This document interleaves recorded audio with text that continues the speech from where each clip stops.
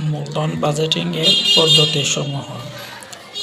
এক হচ্ছে গড় মুনাফার হার পদ্ধতি, এভারেজ রেট অফ রিটার্ন। 2 হচ্ছে পেব্যাক সময় পদ্ধতি। 3 হচ্ছে নিট বর্তমান মূল্য পদ্ধতি।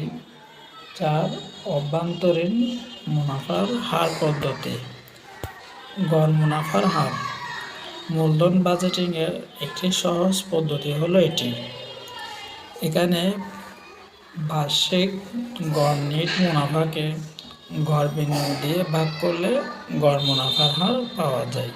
সূত্রগুলো নিম্নরূপ: গড় মুনাফার হার কর পরবর্তী গড় মুনাফা ভাগ গড় বিনিয়োগ গুণ 100। কর পরবর্তী মোট মুনাফা ভাগ বছর ভাগ প্রাথমিক বিনিয়োগ যোগ ভগ্নাবশেষ মূল্য ভাগ 2। এই পদ্ধতিতে প্রকল্পের প্রত্যাশিত কর পরবর্তী মুনাফা সমষ্টিকে মোট বছরের সংখ্যা দিয়ে ভাগ করলে গড় মুনাফা এবং নেট বিনিয়োগকে 2 দিয়ে ভাগ করলে গড় বিনিয়োগ পাওয়া যাবে।